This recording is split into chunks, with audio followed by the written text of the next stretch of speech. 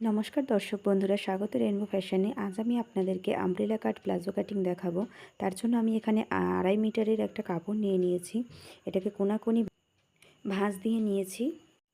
আমি এখানে কোমর রেখেছি হিপের 4 ভাগের 1 ভাগ দিয়ে।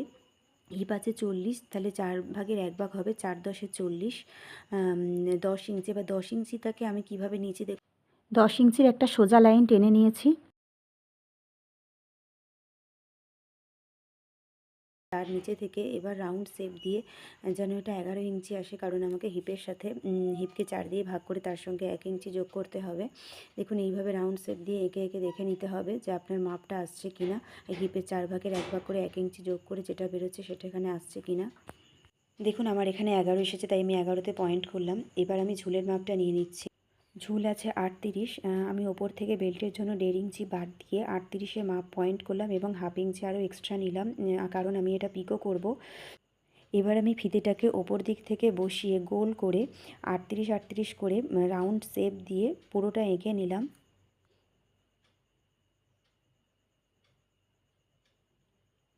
যেখানে কিছুটা কাপড় কম পড়েছে সেটা আমি পরে জুড়ে নেব। এবার আমি হাই আঁকার জন্য হিপের 4 ভাগের 1 ভাগ করে নিয়েছি, তার সঙ্গে 2.5 ইঞ্চি যোগ করেছি, করে সেখানে পয়েন্ট করেছি। হিপ আছে 40, 40-এ 4 ভাগের 1 ভাগ হচ্ছে 10, 10-এর সাথে 2.5 ইঞ্চি যোগ করেছি, তাহলে 12.5। আমি কোমরের কাছ থেকে 12.5-তে একটা পয়েন্ট করেছি। করে এবার এবার ভিতর দিকে 2.5 ইঞ্চিতে একটা পয়েন্ট করছি। এটা 2, 2.5, কখনো 3ও হতে পারে। আমি এখানে 2.5 ইঞ্চি ভিতর দিকে পয়েন্ট করে একটা রাউন্ড শেপ দিয়ে নিয়েছি। এবার আমি এগুলোকে কেটে নেব। পিসটাকে আমি কেটে নেব। আর যেটুকু অংশ কমতি পড়ছে সেটুকু অংশ দেখুন এই দিকে কিছুটা কাপড় বেঁচেছে, সেটা আমি ওখানে জুড়ে নেব। এবার আমি এটা কেটে নিচ্ছি।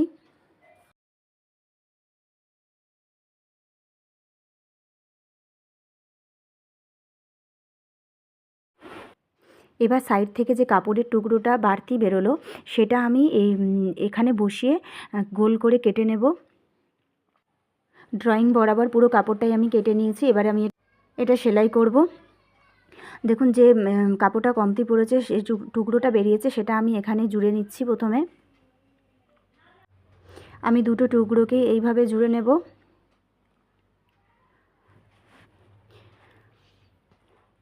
এবার আমি হাই দুটোকে সেলাই করে নিচ্ছি। হাই দুটো জোড়া হয়ে গেছে। এবার আমি গার্ডারটা বসিয়ে নিলাম, জুড়ে নিলাম। আচ্ছা, গার্ডারটা এখানে কেটেছি, মানে এলাস্টিকটা আমি এখানে কেটেছি। কোমরের টোটাল যা মাপ আছে এখানে গার্ডারটা কাটতে হবে, কিন্তু কোমরের মাপ ধরে, হিপের মাপ ধরে নয়। কোমরের যা টোটাল মাপ আছে সেখান থেকে 6 ইঞ্চি মাইনাস করেছি, করে তারপরে আমি গার্ডারটাকে কেটেছি। কোমর আছে 36, 36 থেকে আমি 6 ইঞ্চি মাইনাস করে 30 ইঞ্চিতে এই গার্ডারটাকে কেটেছি। এবার গার্ডারের মুখ দুটোকে প্রথমে আমি জুড়ে নিয়েছি। এবার আমি গার্ডারটাকে বসিয়ে দেব। তার জন্য আমি আগে 5 ইঞ্চি চওড়া একটা বেল্ট কেটে নিয়েছি এবং কোমর যতটা লম্বা আছে ততটা লম্বা একটা বেল্ট কেটে নিয়ে প্রথমে আমি ওখানে জুড়ে নিয়েছি বেল্টটা। তারপরে আমি এলাস্টিকটা বসিয়ে দিচ্ছি। এলাস্টিকটা ভিতরে এইভাবে বসিয়ে ঢুকিয়ে দিয়ে যে ধারগুলোকে মুড়ে সেলাই দিয়ে দেব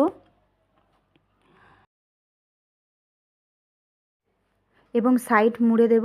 আর নিচের দিকগুলো মুড়ে দিলে আমার প্যান্টটা রেডি হয়ে যাবে। আমার প্যান্টটা এখানে রেডি হয়ে গেছে। দেখুন প্যান্টটা কতটা সুন্দর লাগছে দেখতে।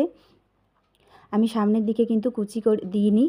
প্যান্টটা আমি এমনভাবেই গার্ডারটাকে লাগিয়েছি যেন সামনের দিকটা বেল্ট বলে মনে হচ্ছে, কিন্তু আমি সামনে কোনো বেল্ট লাগাইনি। আমি পুরো কুচিটা পিছন দিকে লাগিয়েছি, দেখতে পাচ্ছেন।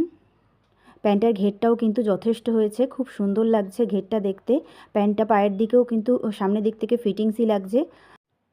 প্যান্টটা কেমন হয়েছে আমাকে কমেন্ট করে জানাবেন। যদি ভালো লেগে থাকে তাহলে লাইক করবেন, আর এরকম ধরনের আরও সুন্দর সুন্দর যদি ভিডিও দেখতে চান তাহলে আমার চ্যানেলটা সাবস্ক্রাইব করে নেবেন, বিশেষ করে আমার চ্যানেলে যদি নতুন হয়ে থাকেন।